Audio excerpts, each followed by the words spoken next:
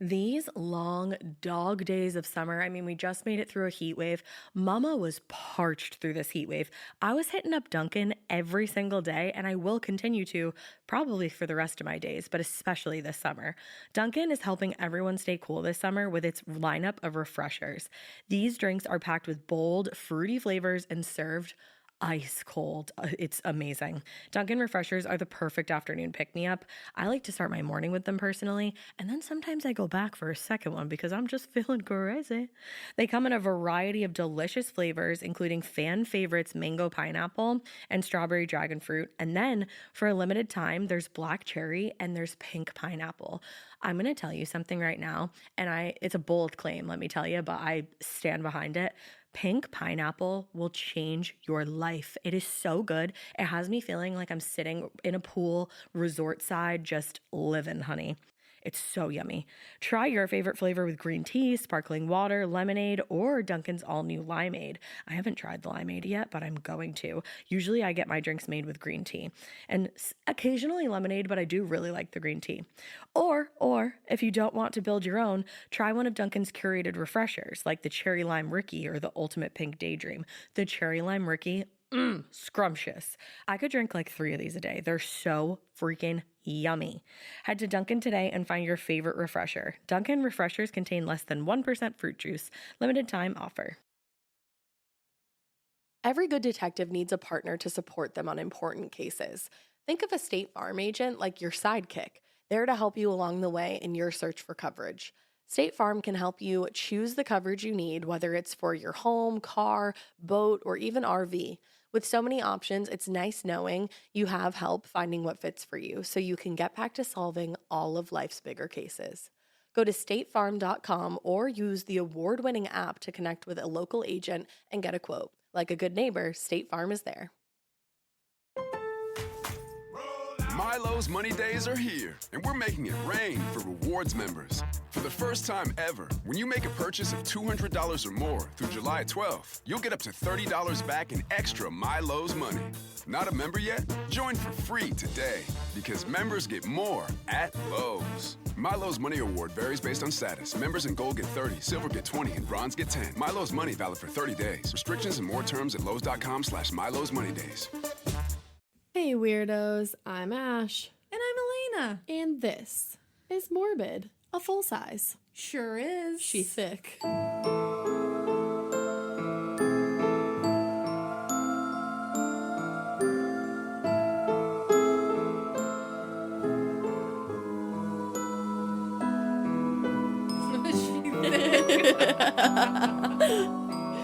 Oh, we're so funny. Guys, just shut up. We're funny. We're hilarious. So, welcome back to another week of us. Here we are. Here we are. We're always here. We're hanging in. I feel like I spend more time on this couch than I do on my own couch at home.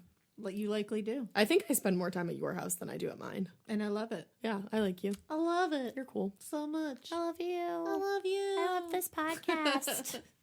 People are going to be like, wow, that's annoying. Bye. So we don't really have a whole lot of business to attend to this week. And I think this might be a long episode again. So You guys love long episodes, we're here for you. You really do. We want to give the people what they want. And one of the things we just wanted to quickly mention and just throw out there is how great the Facebook group is going. And you know why? Because do you know why? I do. Can I say? You can say. I want to say. Say it. I think that our moderators are doing the damn thing up in the Facebook group. They are killing it. And we just wanted to shout you guys out and thank you so much for all the work you've already put in, because the amount of relief you have given us. It's insane. Like, I feel very safe and at ease that we've placed the group more in your hands. And we want to thank you so much. So Emma Hoyle, woo, Chad Schooner, yes, Nicholas McKenzie, what, and Jenny Kate. Get it, girl. We are so happy that we chose you as our moderators. And by the way, thank you everybody for sending us the applications to be moderators, because if I could have chosen literally all of you, I would. 100%. But for right now, we decided 4 was a good amount. And you guys are doing an amazing job. Yeah, you're killing it. So we just wanted to thank you so much because we really, really appreciate you. We seriously do. And I think the other thing we just wanted to mention was that you guys seem like you all need new shirts. Guys, I feel like your shirts, like you need new ones. You need new shirts. So why don't you head on over to Murder Apparel on Instagram if you have an Instagram. If you don't have an Instagram, just type in your computer or your phone or whatever you have. MURDERAPPAREL.com. So convenient. You know what else is convenient? What else is convenient? You guys get 25% I think so. off if you use our code at checkout, MORBID. MORBID. Again, that is MORBID at checkout for 25% off of your Murder Apparel purchases. I just bought legitimately 5 shirts. She really did. Not 5. I think I bought 3, but still. Still awesome. And again, all of their stuff, everybody's gonna love it. Guys, you know what's super up your alley?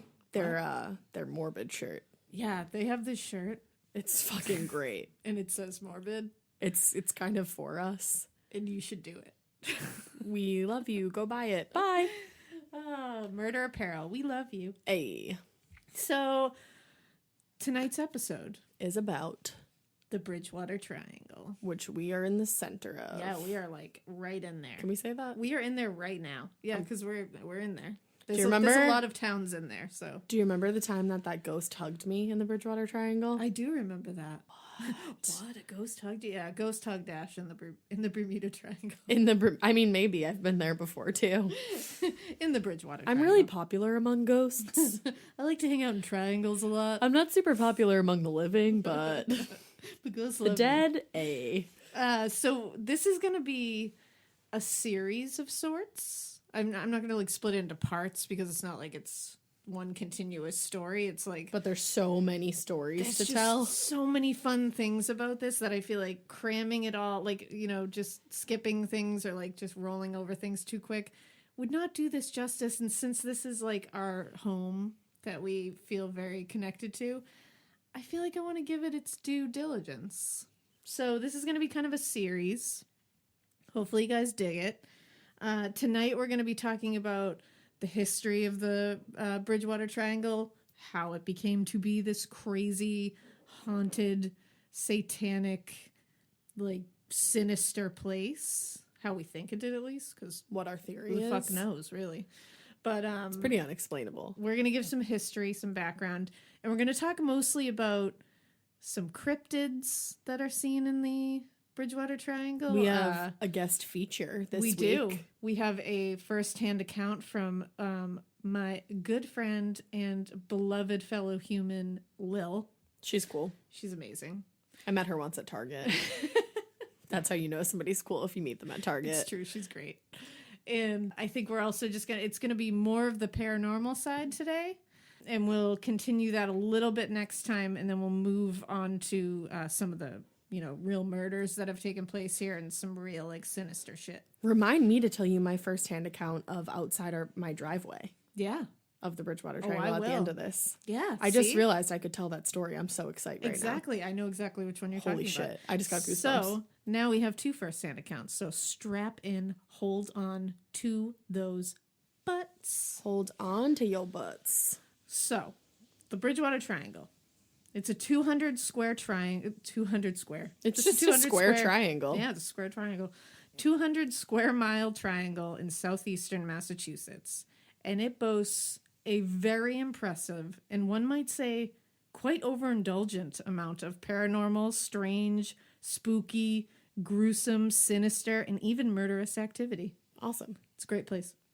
10 out of 10 recommend. It's a very metal triangle. Like It is screaming the Morbid theme song. it's or the just mini fact. Morbid theme It's- song. It's very metal. It's like the Bermuda Triangle, except different in almost every conceivable way, apart from geometry. Aside from the fact that they're both triangles. Yeah, like a lot of people are like, "Oh, the Bermuda Triangle." It's like, yeah, it's like the same thing. except not not at all. Like, we don't have planes going missing or like anything like that. So you're telling me Amelia Earhart is not in my backyard? Probably not. All right. I don't think so, at least. But, you know, I Maybe- don't know everything. Maybe a giant African cat, though. It's 200 square miles, so I don't know it all. But there's definitely a giant cat, though. That's for sure. Yeah. We'll get to that later. Don't worry. It's revolving mostly around an epicenter, which is the 17,000 acre Hockomock Swamp. The swamp is 17,000 acres? 17,000 acres. That's also what they call our sports, like, yeah, the like division? our sports division was the Hockomock League. Yeah. So we really like feed into this shit. It also, the center is the Hockomock Swamp, but it's also the Freetown Fall River State Forest is also. That's where I drove past that lady with the bloody face. Exactly, which if you haven't listened to that episode, I don't remember which one it was. I think it was just in the beginning of a random episode. It was. I'll tell that story at the end. Yeah. So the triangle's points are at Abington at the tip of the triangle, Freetown at the bottom right or the southeastern part, and Rehoboth to the southwest. Those are the tips. No one obviously has a definitive answer for why there's so much activity in this area, but obviously some shit must have gone down here to cause some real bad juju to permeate the landscape in such a gnarly way. It's got a lot of bad energy. Well, it's widely agreed upon that the craziness is due to the way Massachusetts settlers treated the Native American population that was here before them. Which I'm sure you can briefly imagine it was not great. No, and I say Massachusetts settlers, I mean English settlers, obviously. In 1675, Massachusetts was separated into Massachusetts Bay Colony and Plymouth Colony. It was in the summer of this year that the local Native American population, consisting mostly of Wampanoag and Pokanoket tribe members, had enough of the English settlers' shit. And they fought back. Settler shit. Settler shit. I've had enough of these settler shits, and I'm going to fight back. Because, I mean, like, what the fuck, right? Yeah. Like, if you're a Native American, you're like, come on. I lived here What first. the actual fuck? They were led by Chief Metacom, also known as Chief Metacomet, Chief Palmetacom, and King Philip.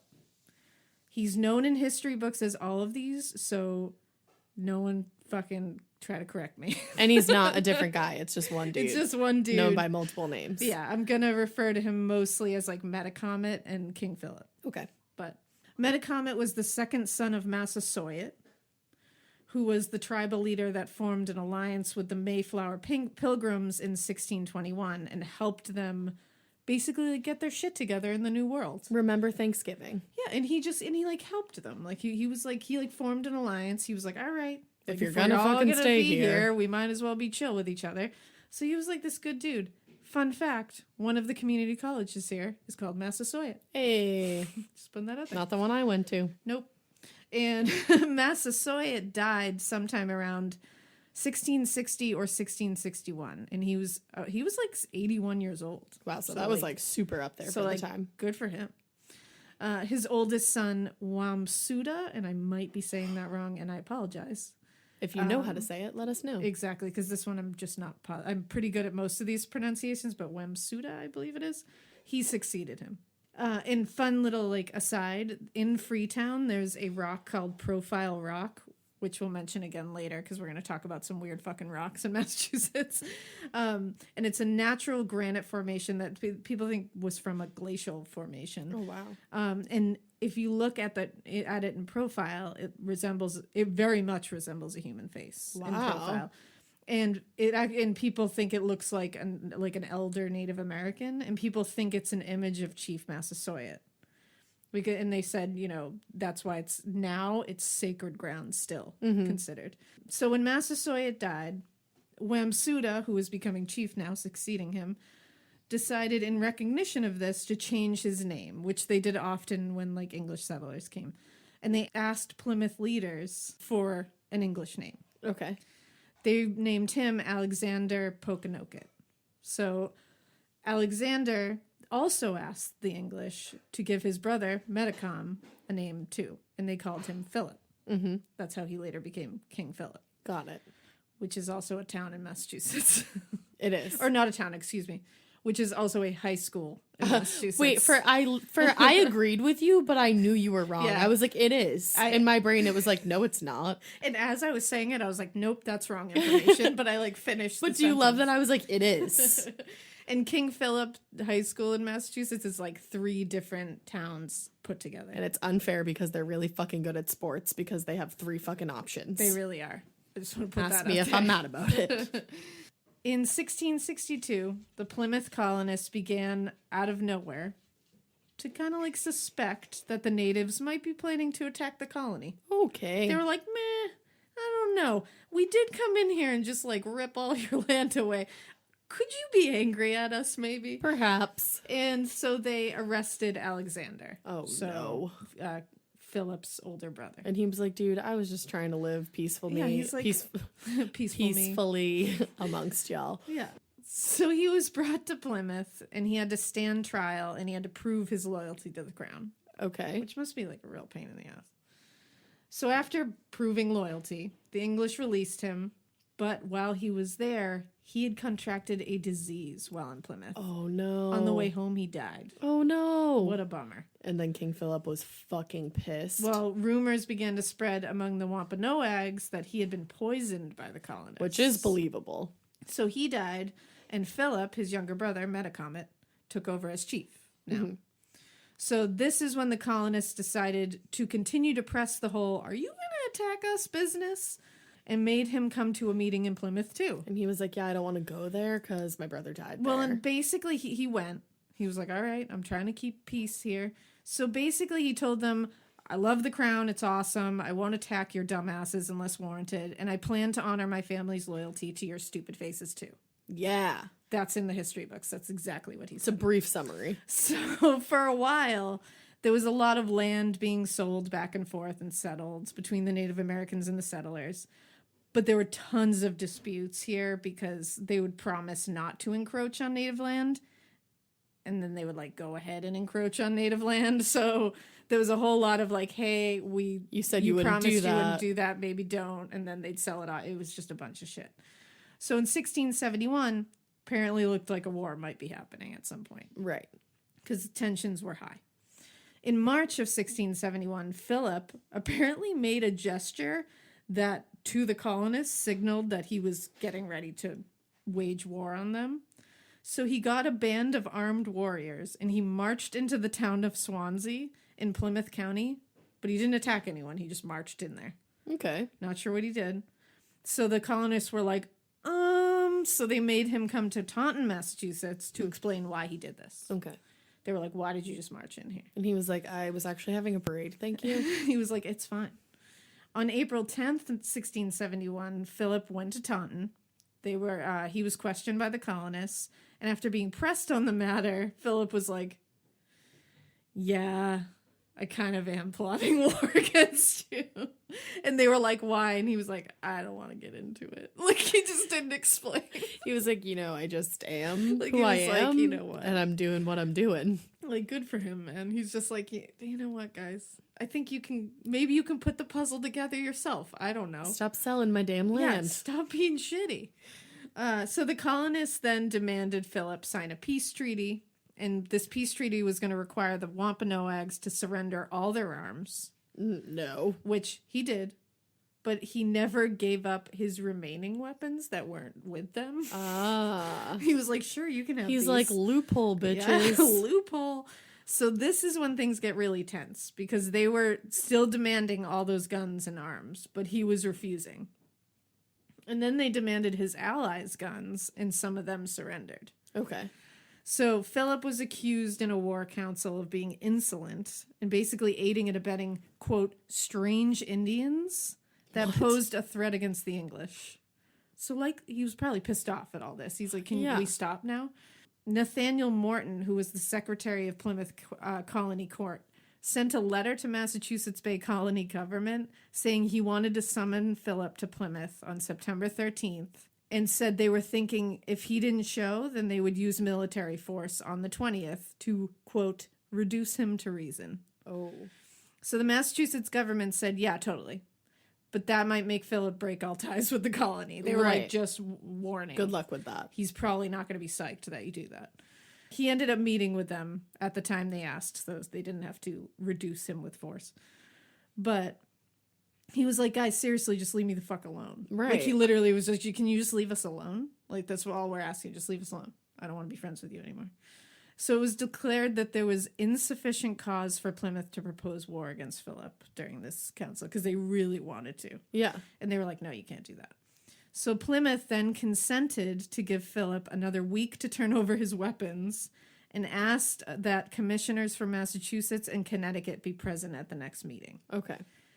On September 24th, 1671, Philip and the mediators from Massachusetts and Connecticut went to Plymouth like planned.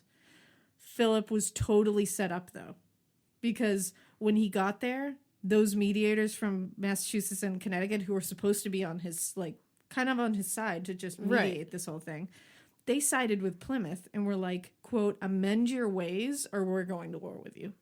Meanwhile, the whole time they were like, we don't want to go to war. Yeah. So it's like, so he's like, guys, what the actual fuck? Right. Mixed messages. So there's lots more land disputes. And then an elder Native American named John Sassamon that worked with the settlers as an interpreter for the Native Americans, he was murdered. Oh, no. And it was thought that 3 Wampanoag tribesmen did it. Mm-hmm. And they were tried and hanged for it. But people thought Philip had ordered that murder because he was paranoid about Sassamon giving settlers their secrets or something. Uh-huh. He denied any of this. Okay. So the battle was kind of kicked off with this, the great battle that we're going to talk about. And most people think that this is the beginning of King Philip's War. Mm-hmm. So King Philip's War began in Swansea, Massachusetts in June. Pokanoket warriors raided, looted, and burned several homes.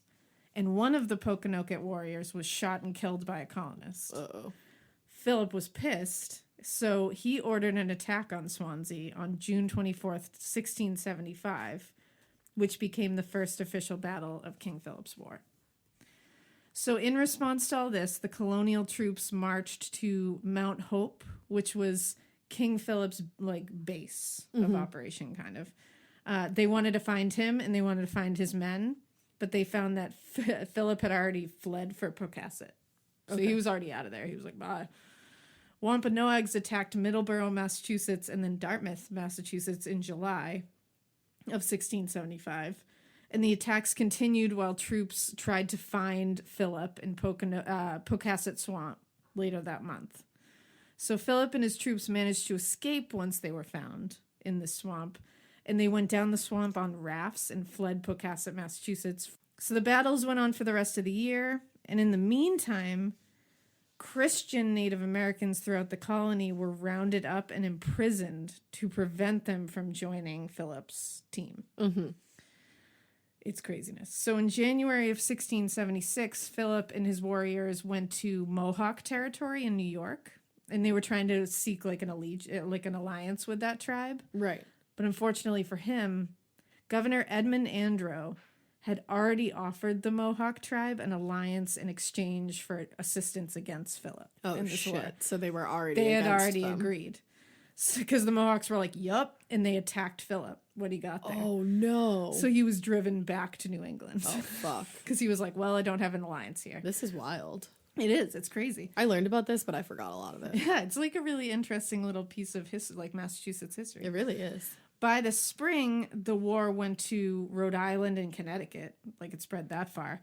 So in July of 1676, Philip and his troops went back to the Pocasset region of Rhode Island, where it had begun basically the year before, and they hid in local woods and swamps. And Native Americans were very familiar at that time with all the nooks and crannies and all that of the swamps and everything in the woods. So that was smart. They knew they were going to have colonists trekking out in there. Right. So English troops led by Captain Benjamin Church began going all through Plymouth, Massachusetts, trying to find Philip and his soldiers. They wanted Philip. Oh, no. On July 20th, Benjamin Church found Philip's camp near Bridgewater, Massachusetts, and he led an attack on the camp. So Philip managed to escape, but his wife and son were captured and sold into slavery in the West Indies. Yeah. And according to a first-hand account by Benjamin Church, because it's in a book, History of King Philip's War. So this is his firsthand account. Yeah. The Native Americans told Church that Philip was absolutely heartbroken by the capture of his family. Oh, no. Like, it destroyed him. So by the late summer of 1676, the war was starting to chill out. Mm-hmm. But Philip was still not found. He was still on the run. Because he was like, I'm going to avenge. Yeah, Or he was pissed. avenge this. I will avenge. On August 12th of that year, Church got a tip that Philip was in the Wampanoag village called Montop near Mount Hope. So he went with a bunch of his dudes, and he found Philip's small camp of warriors near a place that later became known as King Philip's Seat and is still known that way today. And I mean, he was deep in the Hockomock Swamp because, again, white dudes were scared of the swamp. Yeah. So Philip was shot where he was sitting by a Native American named John Alderman, who was one of Church's soldiers. He was kind of like a defector. Oh, shit. So he was like, because they were all like Christian soldiers, ones that like took on that religion were like kind of defectors and went to the other side. Mm-hmm. So he was one.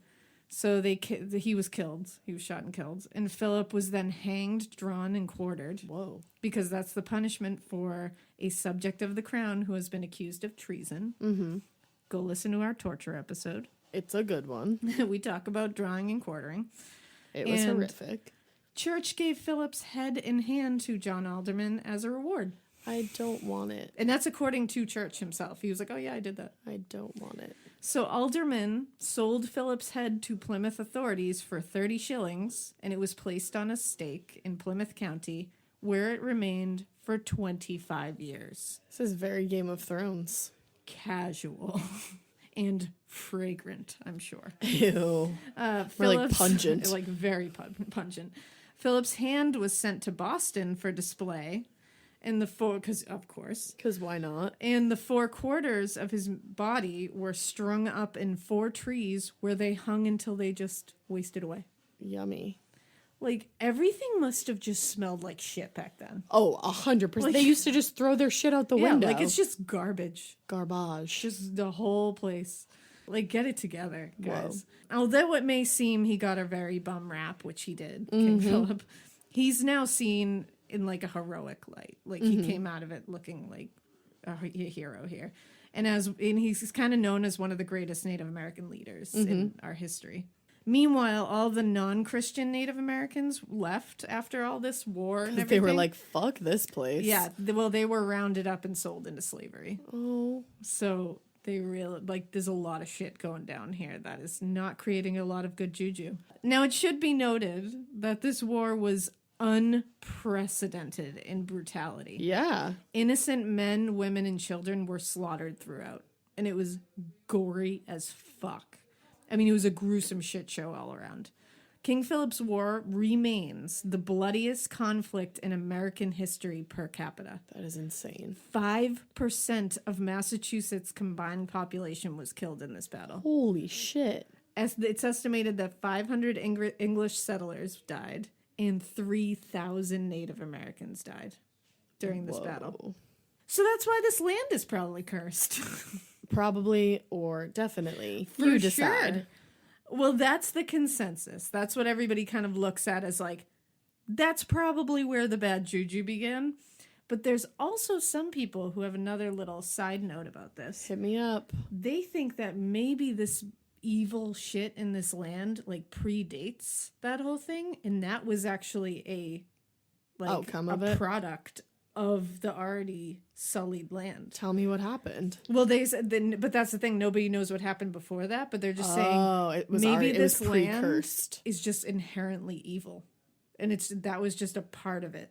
Like King Philip's War being this bloody, awful, like the taking away 5% of Massachusetts' combined population was just due to this land being so evil. Oh, I'm stressed. Personally, I think King Philip's War was where it all began.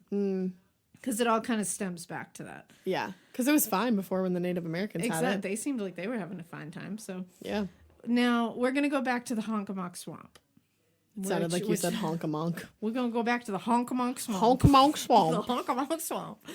The Hockomock Swamp, which is, again, the epicenter.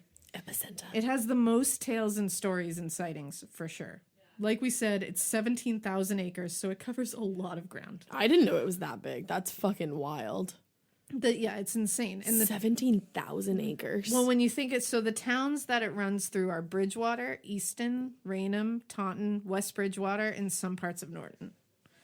I mean, it's beautiful. It's creepy. It's spooky. It's mystical. It's ancient as fuck. Like, Yeah. when you look at it, you're just like, whoa, that's ancient. Like, That's just, exactly what you say immediately. You walk in there and you're just like, Whoa, that's ancient. Like, you have to. I loved that. That should be a shirt. Whoa, that's ancient. It really is, though. It's got a lot of, amazing wildlife. It's important to the ecosystem. It's crazy important to... Important. Like, why can't I talk tonight? I don't know. And feel I'm like sorry I keep calling you out for it, but that one was funny. It's crazy important to all the town's water supplies. I mean, it's beautiful. Like we said, it's ancient. It's got all these things. Did I say it was mystical? It's mystical. Yeah. It's as so fuck. mystical.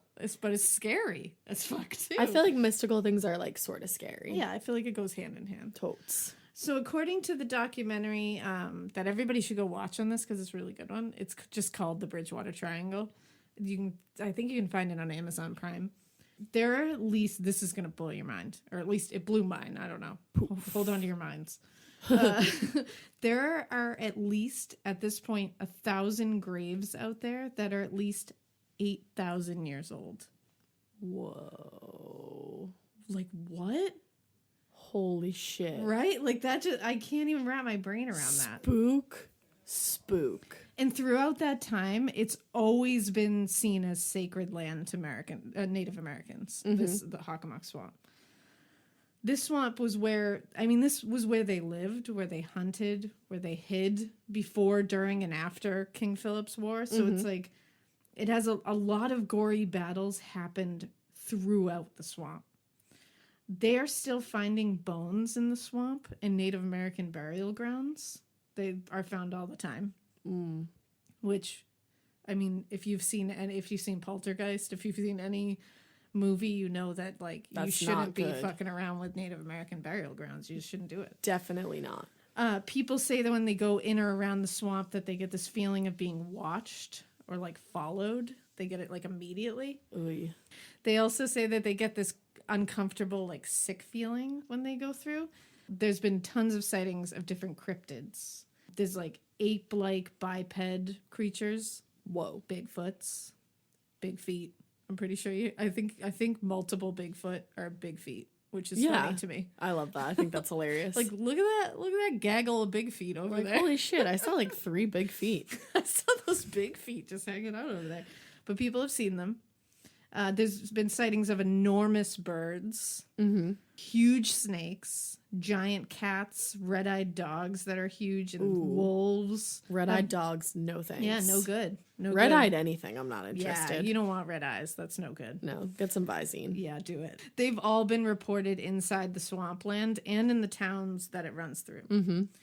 Lauren Coleman is a famous cryptozoologist. And he moved in the 1970s from California to Cambridge, Massachusetts, where he became, like, entranced by the Bridgewater Triangle. It must be super interesting, especially if that's like already If that's your job thing, title. yeah. He was actually the one who figured out where the triangle points were and where it encompassed. And he was the one who coined the Bridgewater Triangle. Oh, shit. In his book, Mysterious America, which is a very interesting book. Now, let's talk about the big feet. Okay. Let's do it. In 1970, a ton of people saw a huge, hairy, ape-like thing in these areas, sometimes on 2 legs, and were sometimes running on all 4s, which freaks me out, right? Like, I can't... No. That image of, like, I can handle the Bigfoot image of, like, him just, like, strolling through, like... Because I just picture Chewbacca, Yeah, like, 'cause rolling he's through just the like, woods, being like, "Let's oh... You know? Yeah, exactly. Oh, la, la, la. I That was a can't do that very noise. good Chewbacca. Thank you. Thank you. Good night. Thank you and good night. But when you see them going on all fours, I'm like, nope. Not interested. No, I don't want to be there. I'm busy that day Yeah, I'm and very all the busy. days following. They found footprints. Shit. Yeah, which, I mean, I'm just saying. Just throwing it out there, I folks. don't know.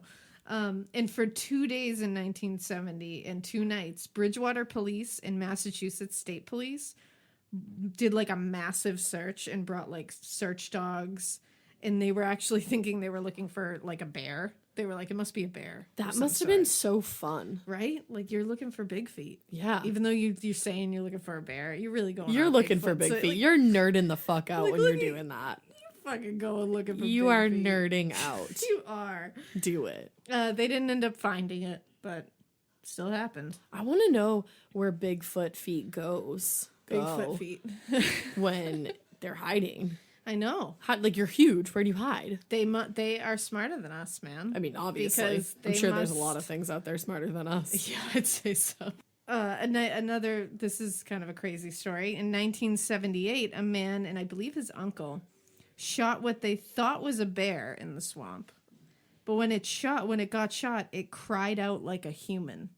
Oh, excuse me? But they said it was like this hairy, huge thing. That's terrifying. Which- Can you imagine you do that and that's the reaction you get? Like and then you what? just look at your dad and your dad looks at you and you just sit there looking at each other like, And you're Dad, like, son, So, what? So do we walk away from this murder or what do we do? Where do we go? Should we call someone? Let's not. And also, like, when it says cried out like a human, I just picture, like, ugh! You think that's the noise you make when you get shot? Is Or ugh. like, ow! Did he say You're ow? fucked. I bet he like yelped. Or or was he like, what the fuck, asshole? And like scampered off. I vote for that one. I feel like that's very human. Just being like, oh, God. I think Shit. I think I like that one. Yeah, well, then he just ran away. Whatever he said or did or wailed. Oh, so he got away. He ran away, yeah. But when they went closer to where it was, because they were like, what the hell? They found, like, bloody hair on, like, hanging off of a tree. Bye. Yeah, like fur hair. They And said it was, then- like, a lot, and it was bizarre. And then they moved to Nebraska. And then they moved to Nebraska. I believe it was the same year. This is just funny. 2 police officers were in their car sitting by the Hockomock Swamp, one part of it. Sure. I think they were just like filling out reports or like just, Like a traffic you thing know, or just whatever. not doing anything. And they said both of them felt the entire back of their car lift up off the ground. And when they looked behind it, there was a giant hairy man holding the back of their car up. They flipped out and it dropped the car and ran off into the woods. And what did they do for the rest And they of their both lives? said that they saw it. And then they retired. And then they were like, welp, seen all I could see. Sorry, Chief. We're out. Gotta go. Bye. Now- Imagine. Yeah. I mean, no. Like I you're won't, just sitting but- in your car and also I'm like, what was he doing?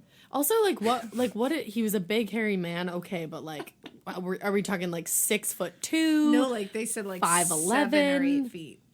Oh. Like clearly not like just some tall guy. A hairy basketball yeah, player. Like a very hairy basketball player. Shit. Lifted the back of their car. Automatically, I don't know why, but I just picture like a ginger. Right? Because I don't know, because basketball, like, You just picture like Brian Scalabrine. yeah, I do.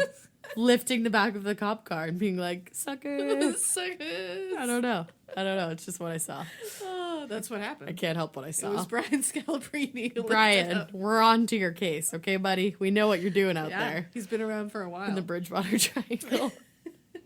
I can't.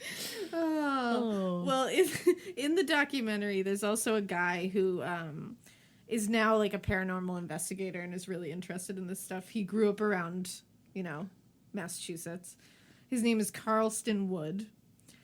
And he recounts a terrifying story in the documentary. So in the winter of 1970, he was super young. And he said he and a few other kids sometimes would go into the swamp to because it was winter, so like the swamp had iced over and they'd kind of play in there and just like, fuck around. And they were like, he said him and like a bunch of other kids, like girls and boys, were in there, and they said they were like a mile into it when one started screaming. Oh, great. So they all were like, what the hell? And one of them yelled, "There's a huge hairy man over there." Which, to me, is the scariest thing someone could yell at me. I would. In a What swamp. if you were the huge hairy man, though? I feel like you'd just be really offended. That would be really offensive. I'd be like, listen, you little bitch. You know, not all of us have razors. Not all of... I'm a feminist, okay?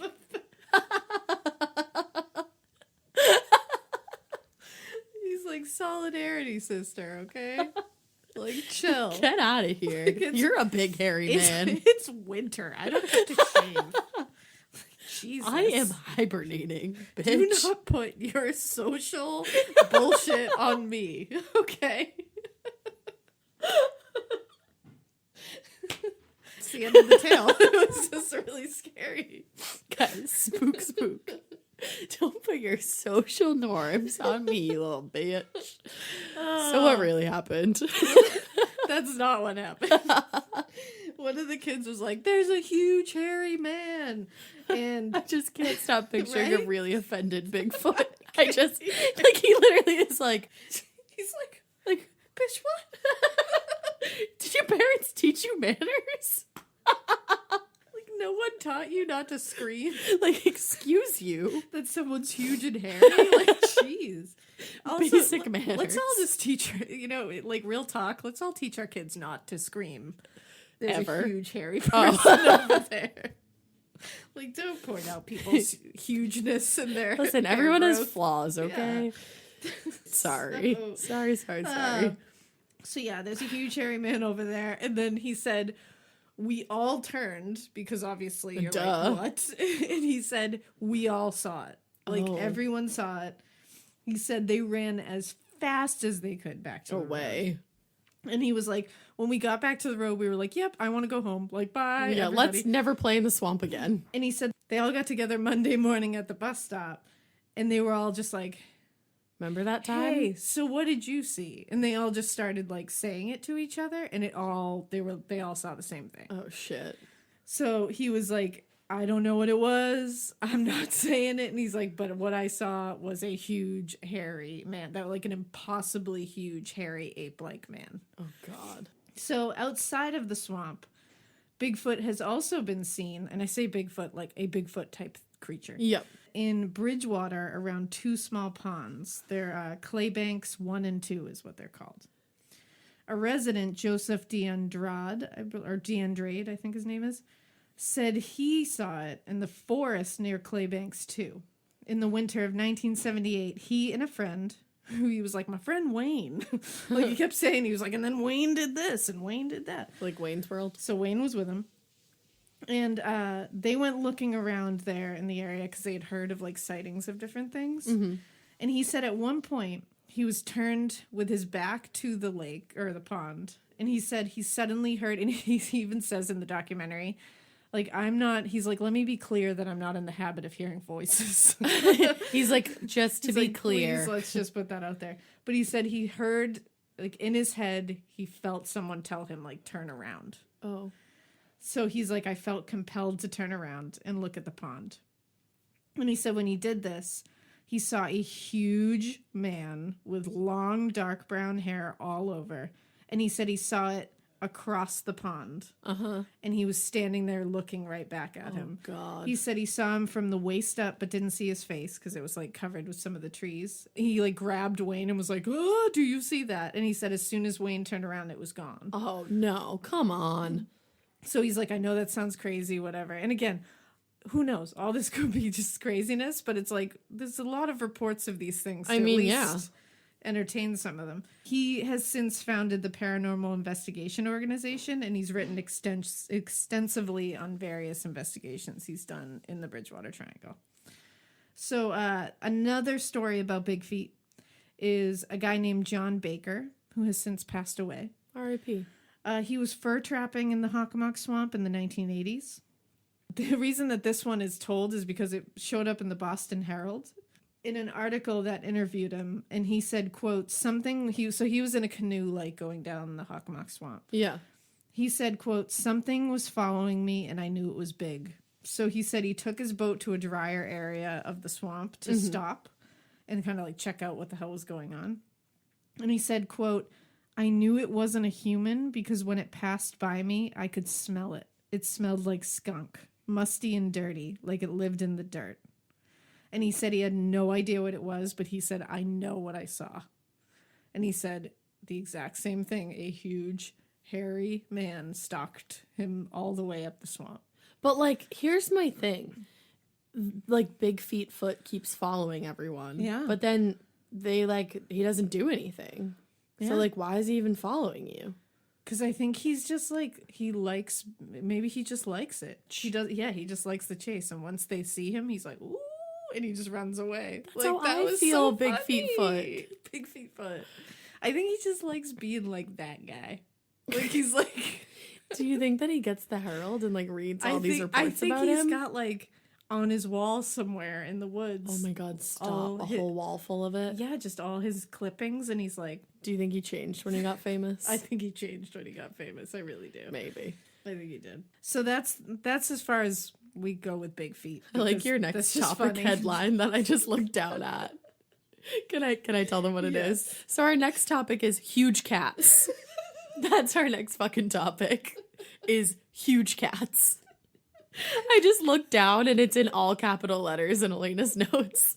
It is. It just says huge cats. That's amazing. And that's precisely what it is. Love it. So huge cats I'm not for that. are seen in the Bridgewater Triangle quite a bit, actually. I'm not a cat fan. This is one of those things that you can look it up. Google any of this, like any of the towns like Easton, Raynham, Bridgewater, Taunton, all these places. Huge cats have been written about in legitimate newspapers. Will pop up of people being like, funny story, we've been seeing weird, huge African cats all over the place. You know, it's a Friday. And I mean, if you're not in Massachusetts, let me just lay it out for you. We're not Africa. So when we have African cats here, it's like... It doesn't make a lot of sense to us. How'd that happen? How did you get here, cat? So there was one that was dubbed the Mansfield Mystery Cat. Okay. Which just sounds fun. I like that. Mansfield Mystery Cat. Like, I feel like he's like hey, that's a jazz band, actually. Hey. He's just walking around, like, snapping, smoking a cigar. He's like, I'm the Mansfield Mystery Cat. This Mansfield Mystery Cat started being reported widely in 1993.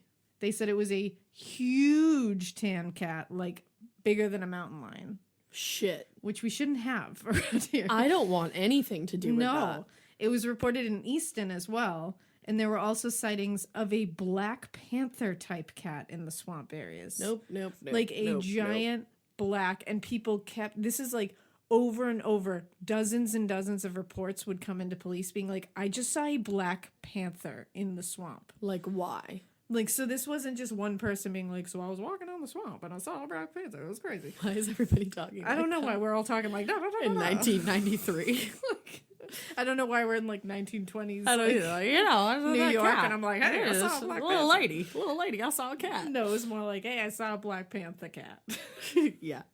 So a lot of people, like, police would get flooded with reports from this. Newspaper would go crazy about it. It was actually a thing. And the one that I remember vividly, because I was like 8 years old at this point. I wasn't alive. No, you were not. 3 years until you were alive at this point. It was in May of 1993. A decapitated body of an African serval cat was found near the Easton Raynham line. The head had been cleanly severed and was missing, and the body had no signs of injury. So the method of death may have well been decapitation. Still waiting in line? Again? That's time you will never get back. Save time and money with Stamps.com. Over 4 million businesses have skipped the line with Stamps.com. Join them to save up to 90% off carrier rates from your computer or phone right now. Print postage for certified mail, registered mail, and packages in seconds. Then schedule a pickup right from your home or office. For a limited time, go to Stamps.com and use code PODCAST for a free welcome gift. Taxes and fees apply. You know that thing where you get an amazing pair of shoes at a really great price and want to tell everyone about it? Yeah, so do we. Here at Designer Shoe Warehouse, we'll give you something to brag about, like the latest styles from brands you love. or the trends everyone's obsessing over, or shoes that make you feel like, well, you. So go ahead, show off a little. Find shoes that get you at prices that get your budget. Head to your DSW store or DSW.com today. DSW, let us surprise you. I just want to know who tamed that cat enough to cut its fucking head off. Well, and why would you cut its head off? why do That's you rude. have an African jungle cat in Easton or Raynham? Like, what? Well, I'm already past that. Like, And also, did you just cut its head off and then just dump it? Like, they just dumped it in like a big field, like an open Why? field. So did people think that it was a Well, people were like, what is this? Why is there an African cat in the middle of a field in Easton? Like, it was well, and a human must have was cut its head off. bizarre. Well, that was the thing. When it was first reported, you were like, wait, so did something else eat its head? And like, what is bigger than an African cat around here? What's Not going me. on? But then you come to the whole like, so somebody cut its head off and you're like, How did what? how were they able to do that? And it's just like bizarre as fuck. And I believe in next episode, we're going to get into, there were a lot of animal mutilations around this area I don't too. like that. Which we'll get into because it ties into the idea that there was this like traveling cult Right. that was going on. But we'll get into that next episode. A traveling cult? Yeah. Which they still believe could be a thing. Right now? But we'll get into that next episode. Like they're still traveling yeah, they're still traveling. in the triangle? Yeah. Shit keeps going down. Oh god. So I just remember that like very vividly, that cat being found in 1993, and it was like close to where we were at the time. And I remember being like, Excuse me? like what's happening right now? You're like not allowed to play at recess. Yeah, it was like not a good, because there was like for a while when these cats were being spotted around, people, they were like keeping kids into for recess and stuff. Yeah, I because bet they were were. worried. They were like, are like literally like lions walking through the woods. Like, what's happening? That's was so very cool. bizarre. That I love how like spooky that is, because like like that's not scary, but it's like Weird. yeah. It's just spooky as hell. I just love that. Yeah, it's very spooky. So the next thing we're going to talk about are giant birds. Okay. So basically what these giant birds that are always spotted in like flying over the swamp, they're thought to be thunderbirds. What's that? And basically it's an ancient bird. And in Algonquin mythology, the thunderbird controls the upper world, while the underworld is controlled by the underwater panther or great horned serpent. Thunderbird was said to throw lightning at the underworld creatures and creates thunder by flapping its wings. Love that. That's badass as fuck. Right? So people think that these are the birds that we're seeing, or that there's some kind of like ancient pterodactyl type thing, because they're supposedly like 12-foot wingspans and shit. Like, Shut your face. These aren't like condors who are huge, and we do have around, but like, no, these are like something ancient and crazy. And again, dozens and dozens of reports will come in one time too. Like, it's not like they get like spread over this like long period of time of like all these people just being like, I saw a big bird today. It's like, it's literally like one day they get dozens of reports like on the same day. We all saw this giant ancient thunderbird. And it's like, okay, well, maybe you did then. So in 1971, a Norton police sergeant named Thomas Downey, so a police sergeant, said he saw a huge bird, 6 feet tall, with a 12-foot wingspan, while driving down Winter Street in Mansfield, which is an area known as Bird Hill. Oh, Kind of funny. shit. He said he watched it, like, just stand there, like, spread its wings, and then just slowly lift itself into the air and, like, flap away. Can you imagine seeing something like that? I would be in straight up stun town USA. I Like, would want to. I'd be like, what is this a sign for? I would not literally. I'd be like, Like, is that a good omen or a bad omen? like, is this the end times? Is this what's happening? I right don't now? know. Apparently, it wasn't. And what's funny here is it's not like he immediately ran to papers and stuff and we're like, let me tell you about this big thunderbird I saw. Right? So he said he just like slowly started telling a few people here and there because he was like, I gotta get this off my chest that I saw a pterodactyl. You know, you might want to do that. And by the way, if you guys hear any like sizzling in the background, my husband is cooking dinner. So It smells really fucking good. it does. So he wasn't like running to to go tell the story to like newspaper outlets and all that. And in fact, a lot of newspapers wanted to interview him about this, and he was asked multiple times to give his account of this, and he said no. He refused. He wouldn't talk about it. Why? Because he was freaked out by it. And he was like, I don't want people to think I'm crazy. Oh. So to me, that's like more credible because he didn't want the attention from it. He was like, no, people are going to think I'm nuts. And this is what I saw. And I just want to. And I want to unsee it. I just want to unsee it. So yeah. So those are the Thunderbirds that a lot of people seem to see. And I don't think they don't like mean anything bad or anything like that. It's no omen. It's kind of scary to see a fucking 12-foot wide bird. One might say. Yeah. Imagine if that thing took a shit on your windshield. Oh my damn. Whew. Whew. Whew. Whew. Let me tell you. Yeah, that'd be rough. No car wash for that, sweetie. So there's also angry red-eyed dogs. I don't like that at all. That is like a bad omen. Yeah, and people will see these when they're walking down trails in the like near the swamp or around the swamp. People will like randomly, because a lot of people are like, oh, so I was walking in the swamp at like dusk, and you're like, why are you doing that? You're though? like, yeah, not a solid plan, sir. Yeah, don't do that. And ma'am. Do not do that. I only have one quick little tale about a red-eyed dog that was seen, but this is a pretty rough one. Oh, good. In 1976, an Abington fellow watched a huge black dog. He said huge, like bigger than a Great Dane, Like the size of a pony, basically. Oh shit! Rip open the throats of his two ponies, killing them. Oh my And he God. said it was as large as a pony and was standing over them, killing them. What? And he shot at it, but it got away. And he said for 3 days, he and like local law enforcement and some neighbors hunted this thing because they were like, "Is this a fucking dire wolf? Like, what the hell Yeah, is like this?" excuse me. And they couldn't find it again. But he said it was a huge black dog with like red fiery eyes. That's the most and it was terrifying thing ripping out ever heard. horse throats. Nope. Like that's no joke. Like that's don't not fuck okay. with little Sebastian like that. So another one. This one to me is one of the spookiest tales. Oh, I hate this tale. And the guy who tells it so well. I remember watching this documentary when he tells the tale. It's a tale, man. But I hate this one. Now, It freaks me out. this guy does not claim that what he saw was a pukwudgie. But pukwudgies are something that are often spotted in the swamp. Maybe we'll go into them a little more in the next episode because this is not like confirmed obviously to be a pukwudgie. Right. But it's similar. It seems similar to what they are. So pukwudgies are small troll-like creatures associated with the Wampanoag in Native American folklore. They're said to be 2 to 3 feet tall, have big noses, big fingers, big ears, like covered in smooth gray skin a lot. Oh, I don't like that. And they're just like weird and mischievous and try to like lure you places and shit. Picture like Dobby the Hell House.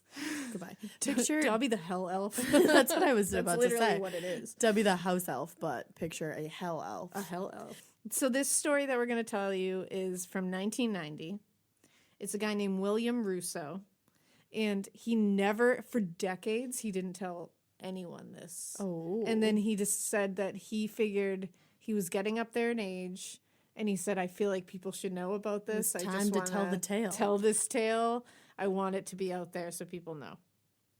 So at the time in 1990, he was working a 3 to midnight shift at work.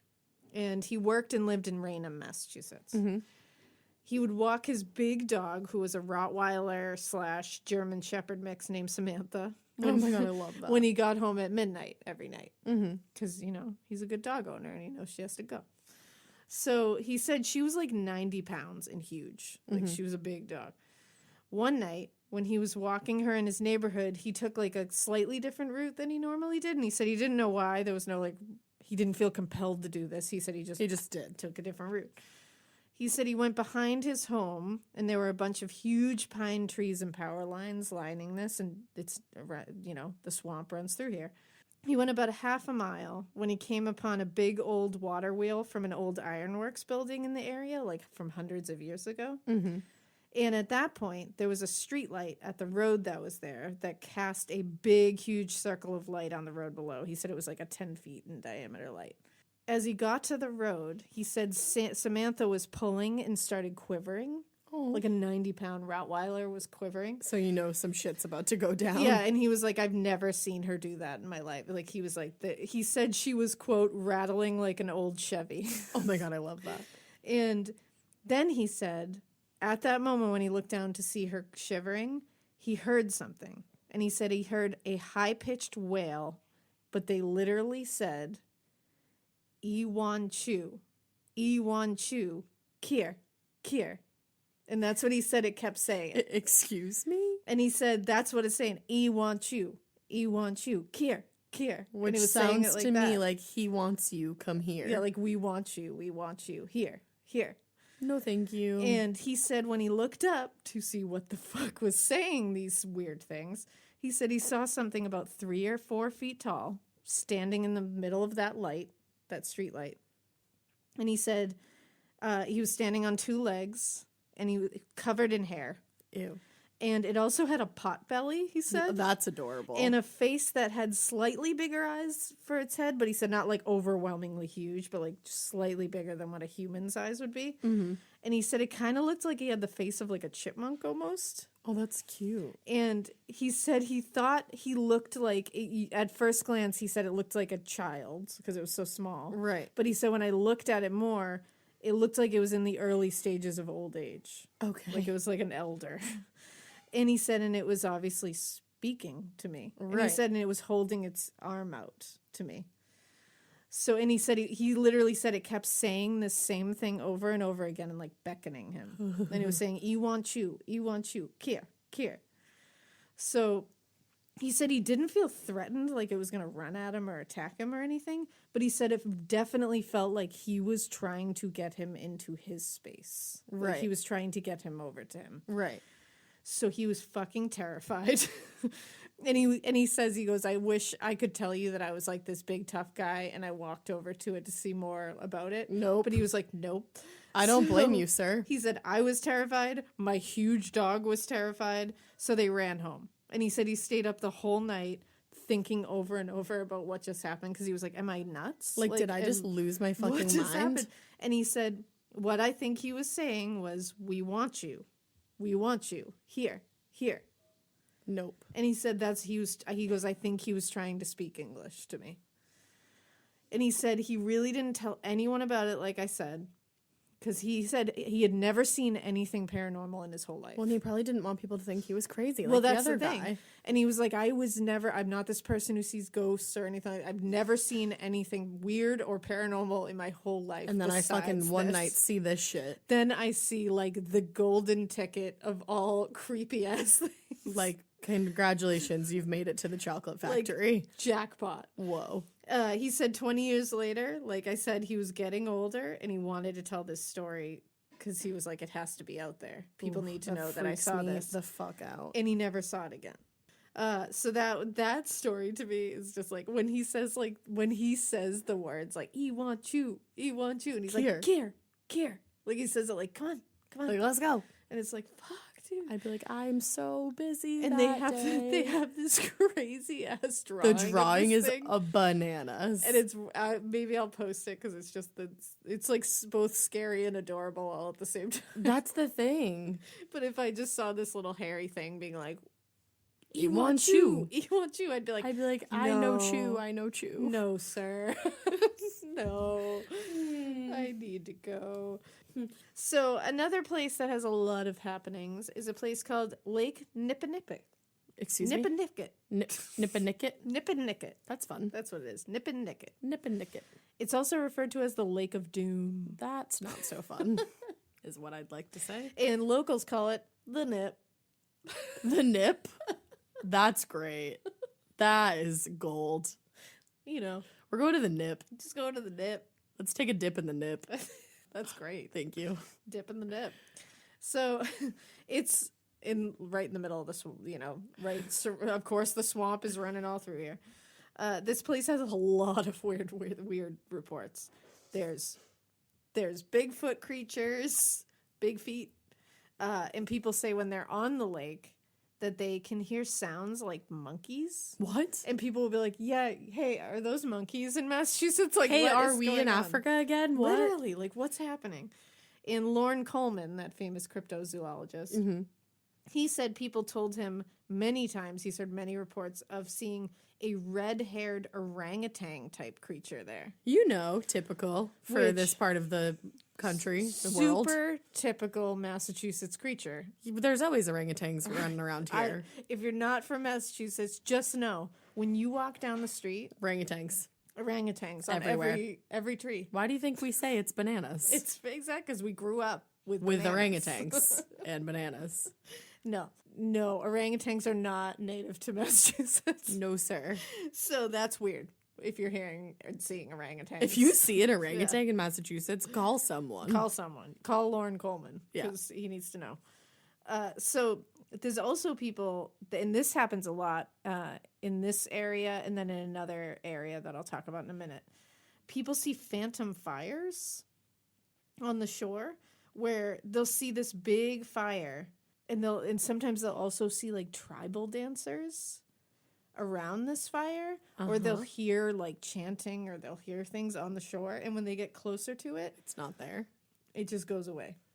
And it's not like it like dies out. It's not like it's a big bonfire and it's just like all of a sudden it's gone. It's just gone.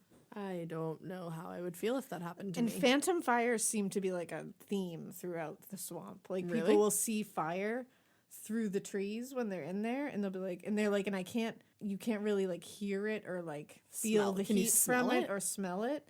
You just follow it and it's just gone. Okay, note to self, don't go in the woods. Don't follow the fire. Don't go near the swamp. Yeah, it's not cool. It's also been the site of a lot of drownings and a lot of accidents, Oh, I don't like that. but it's only 6 to 8 feet deep at its deepest part. Oh, That's what's really weird. that is super weird. Yeah. Like, I mean, obviously, unless you can't swim. obviously people drown in any amount of water, but for the amount of drownings and accidents that have happened here, which there are quite a few for decades, it's odd. Yeah. It's a very odd phenomenon. And this is a weird one. The skies over the Nip have rained frogs.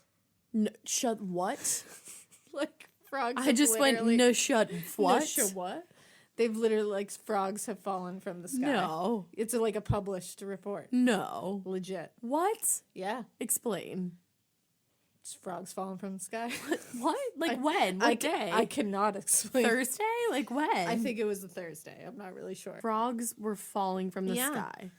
And in 2012, People are going to turn this podcast off and be like, yeah, those girls You went crazy. fucking crazy. it's published a report. I'm not making this up. What the fuck? And in 2012, something called a bryozoan, which is a rare jellyfish-like creature that survived the Ice Age, What? was found in the Nip. What? Yeah.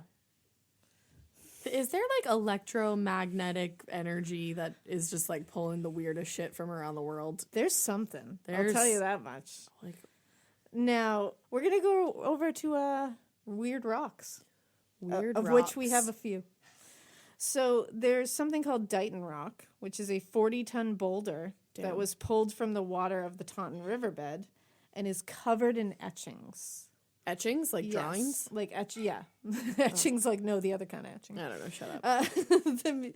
There's a museum that houses this rock across from the Taunton riverbed, and it's a place called Grassy Island, where in 1928 a Native American burial ground was discovered. Oh shit.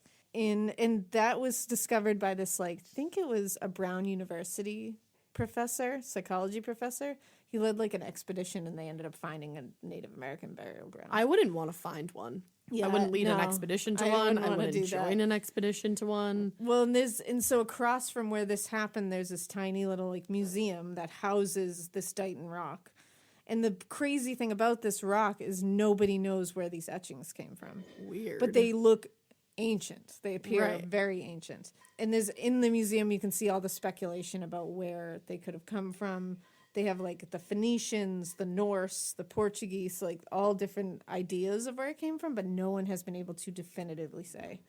It's That's like interesting. It's spooky. It's like a spooky mystery. There's also a rock called Profile Rock that we mentioned earlier we did. in Freetown, Fall River State Forest, and that's the one that they think is possibly the face of Massasoit, Chief Massasoit. It's a very sacred space, even though it's covered in graffiti now. Oh, fuck yeah, that. I know. Isn't that shitty? Yeah.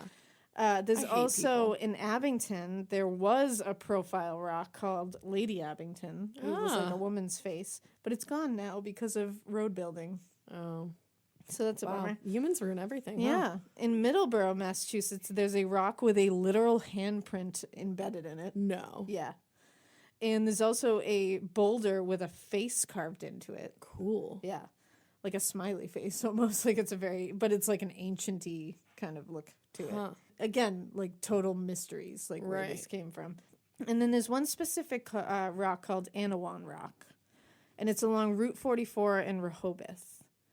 Now, the reason that this one is so, that has like a very spooky history and there's a lot of activity around this one, is 2 weeks after Chief Metacomet King Philip was killed, Benjamin Church led a team into Plymouth Colony into the forest to get the rest of the Native Americans, how they were going to round up and sell them into slavery like they did. You know. The rest of Metacomet's tribe of warriors that were surviving surrendered peacefully to Church. Mm-hmm. They did this August 28th, 1676. Chief Anawan was captured during this, and it became the official end to King Philip's war. That sounds fine and peaceful. It does. Except once they were taken out of there and shipped to Plymouth, Church's orders that they were peaceful and they should be. Right. That was ignored. Right. And the whole group of Wampanoags that they captured were beheaded. Oh. So taken at the same time as this whole thing was a belt of Metacomet's, King Philip's, his wampum belt. Mm-hmm. Now, the wampum belt basically tells the history of the tribe. Oh, that's cool. So it's a very special belt. And they took it? They took it. And what happened was it was said that Philip gave the belt to Anawan at Profile Rock before he was killed. Okay. There are records that Church received this, like took this belt, and then he lost it. What a douche. Somehow it was going to be shipped somewhere, and it ended up in transit. Nobody knows where it went. Well, I hope that they got it back. Well, now they didn't. Oh. Because now Native American spirits are said to haunt Anawan Rock, and people will hear the Algonquin language. They'll hear chanting and drums beating. Oh, wow. Like, imagine going in there in the middle of the night and hear drums beating. Nope, because I don't go to places at the middle of the night. People also report phantom fires there, like I said, and full spectral ghost sightings. Like, they'll see a full Native American chief standing in front of them. And then you And then run boom, out of the gone. forest so fast that you die. Exactly. And many people believe that whenever they see, like, this elder Native American standing in front of them, that it's Anawan. And it's called Anawan's Rock. There was a report of someone going in there and hearing yelling, and they were yelling Lutash, Lutash, which is Algonquin for stand and fight. Oh, wow. Yeah. And a woman who runs a paranormal investigation company decided she wanted to learn some key words in the Wampanoag language to deal with possible Native American spirits that are not super psyched to see anybody in there. Mm-hmm. And so she really wanted to remember the word Neetomp because it means friend. Okay. So she wanted to go in there and be like, Neetomp, I'm your friend. Neetomp.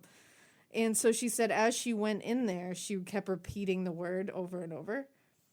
She was like, I just wanted them to know we were friends. I'm not trying to hurt them. And she said as they left the woods, they recorded, on recording, Oh, my God, I'm going to get the chills. I can feel a it. voice repeating Neetomp. Oh. And they also heard somebody, and it was on the recording, someone saying kinsman in Algonquin. Kinsmen, so like we're bros? Yeah, like, so we're bros. Oh, my God. And they have it, like, recorded. That's awesome. Now, during an interview on that Bridgewater Triangle documentary about this specific place in the Bridgewater Triangle, this guy was talking about the belt, the wampum belt, and he cited it, and he said, quote, the weirdness and hauntings at Anawan Rock will probably happen until the wampum belt is returned. Oh. As soon as he finishes this, all the power went out. What? And in the documentary, they like put everything back on, and they're like, "Holy shit, dude! Like that, everything just went out." When So you they're said like, that. yes, it will. So they're like, "Whoa!" So they like laugh about it because they're like, "Oh my god, that was creepy! Like what the hell?" And they get the power back up. They're laughing, and this guy says like into the like ether, like he looks up, and is like, "We hear your message. If I could, I would return it." Boom, lights go out again. Holy shit. And it's like on the documentary. It's so creepy. It's crazy. That's wild. So the last thing we're going to talk about tonight, and trust me, there's lots more in the next episode, so hang tight, is the Phantom Hitchhiker. This one's bananas and also my worst fear. Exactly. Because I've driven down this road multiple times at night, and I'm so afraid to see this. Oh, yeah. He's also known as the Red-Headed Hitchhiker. It's you? It's me. Oh. He's seen on Route 44 at night, usually near the Seekonk-Rehoboth line. That's where most of the reports come. Again, this is one of those things that gets reported over and over and over, and it's also drilled into every kid's head in Massachusetts. Yeah. Like, you hear this story. So he's usually said to be a well-built man between the ages of 45 and 55. He has red hair. Crazy, I know. He usually has a beard as well. Yep. Also red. They say he's usually dressed in a red flannel shirt with jeans or brown work pants and work boots. Got it. And it doesn't really stray from that description ever. Sometimes he's super well put together, like clean and together, and other times he looks super disheveled with like overgrown facial hair, like dirty and untucked. Just depends how we're feeling that day. Like, aren't we all just sometimes we're super put together, sometimes we're disheveled as fuck. There's no in between for me, to be honest with you. You don't get away from that in the afterlife. No. Sometimes you just gotta do it. Everybody has a bad hair day. Yeah, I mean, I'm not gonna judge him. Nope. So most times he appears totally solid to drivers, like Okay. like an actual person. But then some people will say like, and then when I looked at him more, he was like slightly transparent, and I didn't notice it at first. And I was like, what are you, sir? Which like, who among us has not seen someone and been like, they look slightly transparent, and I didn't we realize get it at that a first. lot. We get that a lot. I am 100% transparent. Literally same. Like, you can look at my circulatory system in my Same. arms. 110%. The sun sucks. So I stand by that statement. the biggest thing that kind of like varies is his eyes, the description of his eyes. Some people say they look totally normal, but they say they'd get this feeling that they just don't feel right. Hate that. But some say they're black and totally empty. Awesome. While other people say they're glowing but lifeless. Okay. So there's a lot of variations in the eyes. Ooh, this one really spooks me. I know, I'm like getting chills. So the earliest written record of this guy being seen was by Charles Turek Robinson in his 1994 book New England Ghost Files, which is like every Massachusetts kid has read that. Yep. So one story is absolutely terrifying of this. So a couple broke down on Route 44 at about 10 p.m. Oh, fuck that. The woman stayed in the car, and the guy went to go, like, call for a tow. They both had different experiences with the hitchhiker At the same time. The man saw him on the side of the road and tried to talk to him and be like, hey, like, we need a little help. Can you help us? And he said the redheaded man began yelling at him. Oh, God. Which it's like, what the fuck? And then disappeared. But he said when he was disappearing, he heard laughing from all directions. No, thank you. And as he made his way back to his car, he could hear the laughing like all around him. Hate that. The woman who was sitting in the car waiting for her dude heard the voice come over the radio, laughing and taunting at her through the radio until she ran from the car. I'm all set. Yeah. So that was not cool. Fuck. And it's usually, this kind of thing is like kind of typical. Like someone is driving along, usually alone, but as long as there's like an open place in the car, he can kind of appear. No. And they see a man on the side of the road and they stop to pick him up. He'll get into the passenger seat or the back seat. All the time, every single time they say he stays silent. He ignores any questions you ask him. And which automatically is terrifying. Exactly. And a lot of the times they'll say he's just staring at them the whole time. Oh my God. No. No. I'm not into it. No. Eventually, he'll just disappear. He's just, he either does it right in front of their eyes or they'll like look back to say something to him and he's gone. Oh my God. I hate this one. Yeah. And this is usually, this is like my favorite. I'm sorry. This is just funny to me. It wouldn't be funny if it happened to me, but it's funny from afar. When he vanishes, it's not like he just vanishes and that's it. And you're like, well, that was weird. Like, why is this funny? Does he like fart and go or something? Kind of. No. He usually will disappear, and then you'll either hear him laughing or yelling or taunting you, which to me... That's not funny. I just wonder if he's like, he just vanishes slowly, and then it's like, ah! What does he say to taunt you, though? Like, that, I don't like that. If he's just like, you're never getting a promotion at work, bye. And you're just like, God damn it, that was taunting and mean. He probably has a lot of fun in the afterlife. Like, He you know does. he's just having fun. He does. I just can't imagine something disappearing and then just yelling. No. Like, just being like, ah!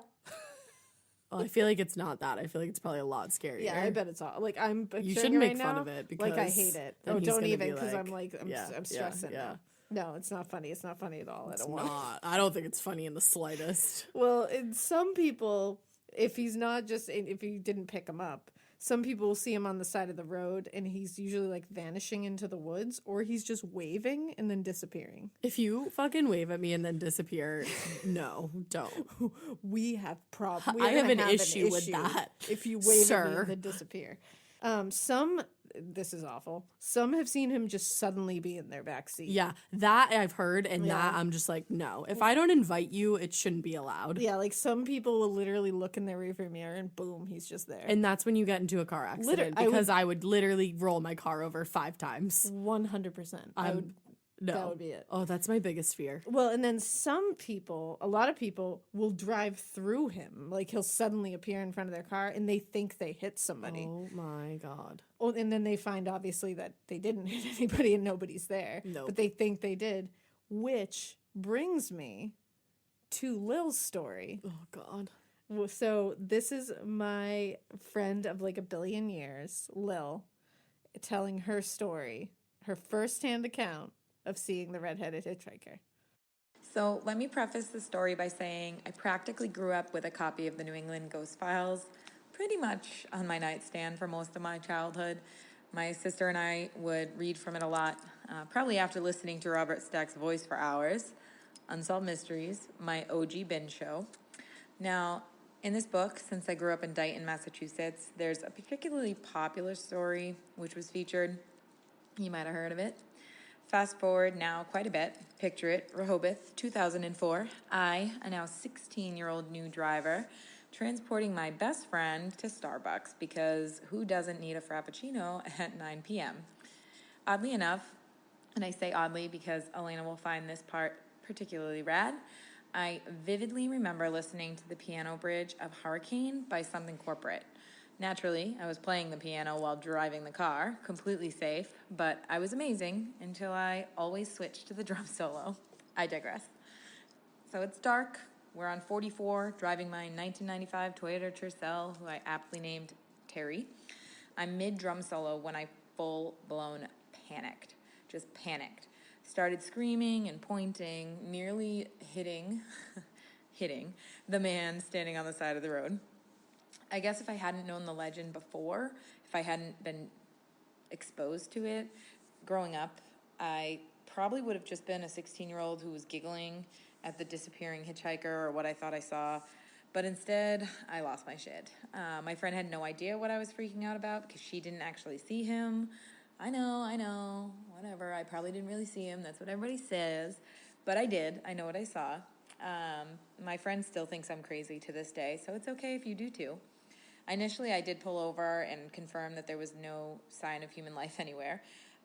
We drove up and down that road no less than 10 times that night to make sure, or kind of wanting to see him again. But we didn't. We never saw him again. Just as the legend said, he was wearing red flannel. And to be fair, that is about all that I noticed before I started to scream. I guess the fact that he then disappeared tipped me off to the level of creep that existed that night as well. We did try many times after that to see him again. 90% of the places we went to in high school were on Route 44, so we would always look, especially at night. And we never ended up seeing him again except for that one fateful night. So, yeah, he's legit.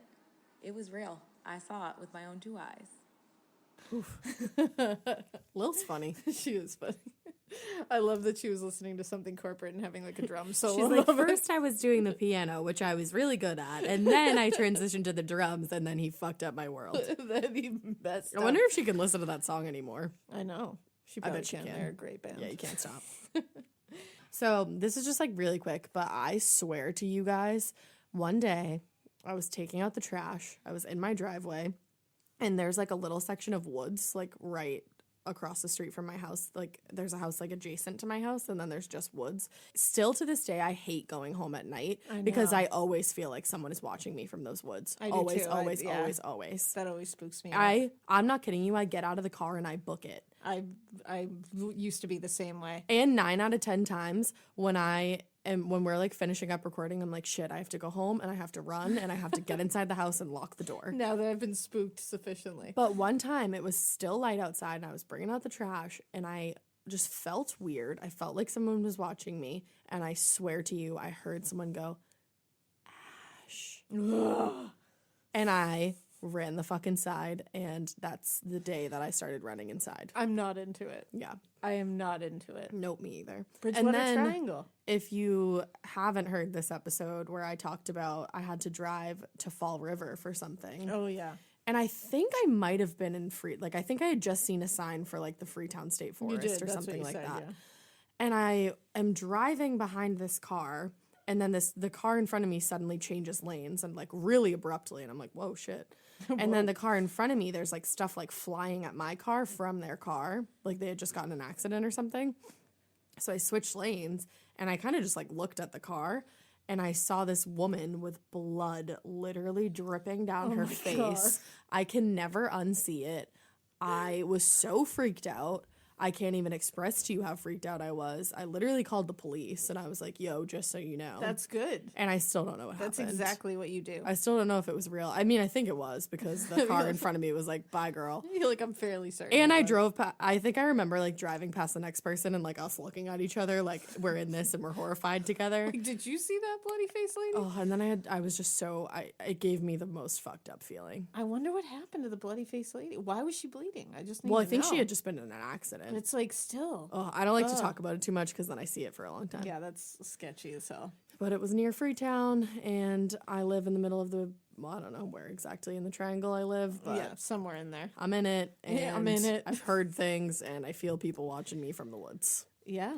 So I said it out loud, so it's real. So that is the beginning of our series on the Bridgewater Triangle. We hope that you enjoyed it. Yeah. That was a lot of fun. Lots of cryptids, lots of ghosties. Puckawudgies. Lots of puckawudgies, Lots which I of think spook. we'll talk a little bit more about next week. Yeah. But we hope you dug it, and let us know if you did. Mm-hmm. And if you're around here, stay out of the swamp. Yep. Don't go in the swamp Freetown things. Forest, because Nope. that's another thing that we're going to be getting into in the next couple of installments of this. Is a lot of bad things have happened in there. So Yeah. Stay stay fuck tuned, out of because there. there's a lot of bad stuff coming. So But yeah. So in the meantime, if you want to keep listening to us, you should do that, you should. and you should follow us on Instagram at. Morbid Podcast. Follow us on Twitter.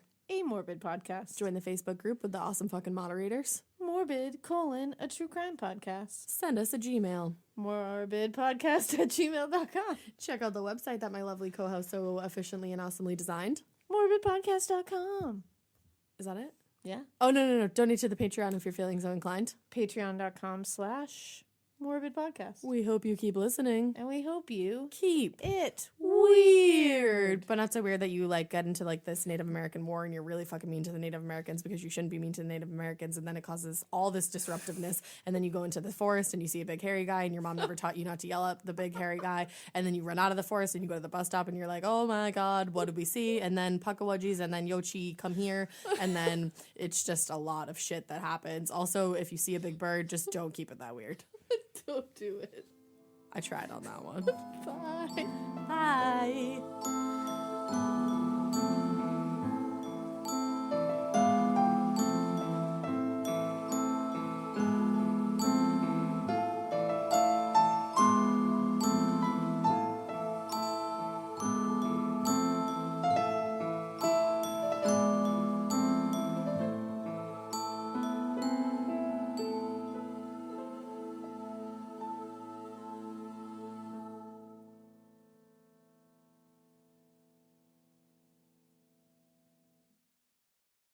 Still waiting in line?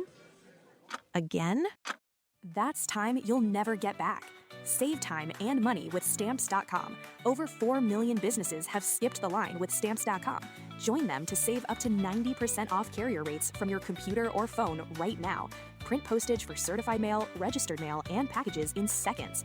Then schedule a pickup right from your home or office. For a limited time, go to Stamps.com and use code PODCAST for a free welcome gift. Taxes and fees apply.